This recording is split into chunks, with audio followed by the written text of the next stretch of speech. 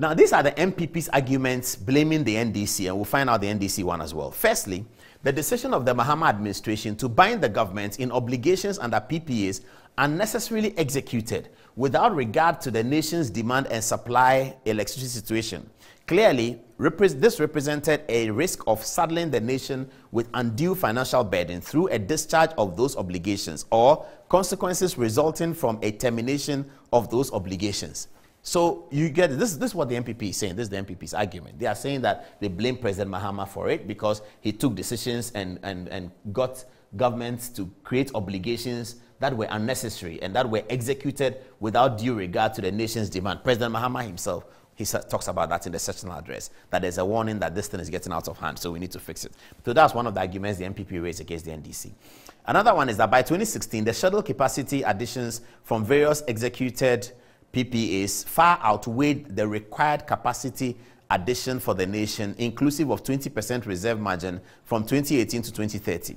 As the PPA Committee report showed, this meant that if the PPAs were left to proceed and projects completed, business as usual, there would be excess or surplus capacity.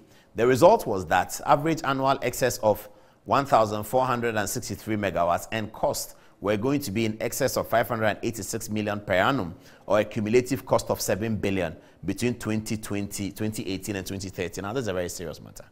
Very, very, very serious matter indeed. Now, it's saying here that, according to the NPP still blaming the NDC, that if everything was allowed to stand, we will come up with excess capacity that we don't need.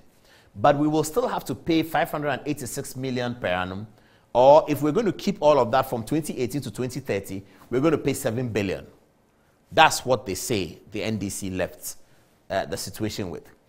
Public officers in charge of the nation's efforts to boost electricity generation owed a duty to ensure the provision of affordable and adequate power whilst avoiding unwanted charges from excessive capacity development. Yeah, we've said that already. The provision of the GP EPA, particularly the termination provisions, as well as other relevant clauses, clearly rendered the government liable for payment of full expenses incurred by the company, expected profits, as well as the cost of demolition of its equipment from Ghana, even when the agreement had not reached effectiveness. This is very, very important. Let's read this carefully. The provisions of the GPGC EPA, particularly the termination provisions, as well as other relevant clauses, clearly render the government liable, government of Ghana it is, liable for the payment of the full expenses incurred by the company, expected profits, as well as the cost of demobilizing its equipment from Ghana, even when the agreement had not reached effect. So this is the point we're making. Even when the agreement of the GPGC had not reached any effectiveness, when you terminate, this is what you pay them. You pay them expected profits, profits that they expect. You pay them. You also pay them the full expenses incurred by the company, if any. And then you also pay them for demolition, any equipment they had set up at the beginning that you don't need anymore, the cost of demolition. So you pay them all that. All of that was put in the agreement. Everything was put in the agreement by the people who did the document. And that's the concern that we have. So this is a very important part of it. We are wrapping up and show you the new revelation.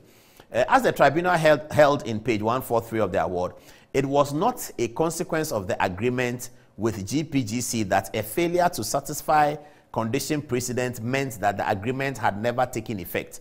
This is because Clause 3D vested the party not responsible for the condition precedent in question with full rights under Clause 25 as explained. Okay, let me explain this. There's something called condition precedent. Okay, and government of Ghana was arguing that, look, there are conditions precedent for you as the GPGC agreement to work.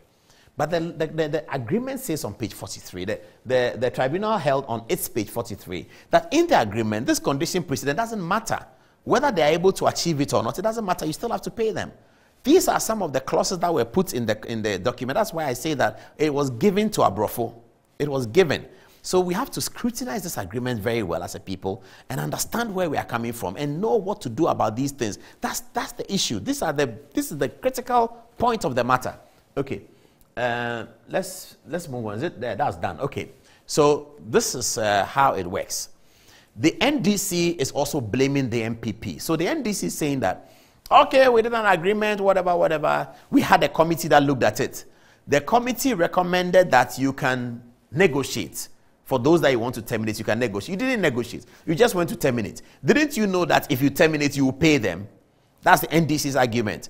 That you terminated, you refused to go to court within a good time to challenge it, and now the court says that you have run out of time.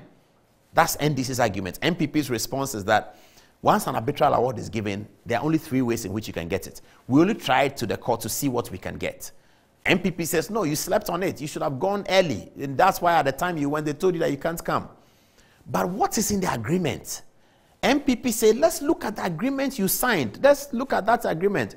I don't know what you say. I think that the first thing is the person who signed the agreement. There may be other people. There may be other forms of dereliction of duty all the way into the NPP time. I can agree with that. There could be dereliction of duty all the way. But the first and the fundamental duty was the one who penciled the contract. What did he put in there to protect the Ghanaian purse? What did he put in there to give away the Ghanaian purse?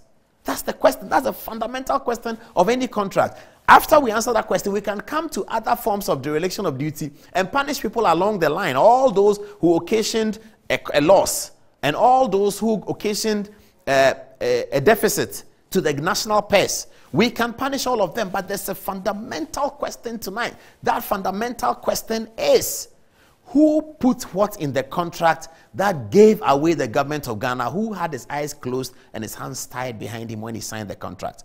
And we are coming to some information that we are getting right now about the relationship between the company and the office of the Deputy Attorney General at the time. We'll show it to you and we'll show you his response. Let's go back for John Dramani Mahama. What he said. President Mahama said in January 2016 on the floor of the House is instructive. Here it is.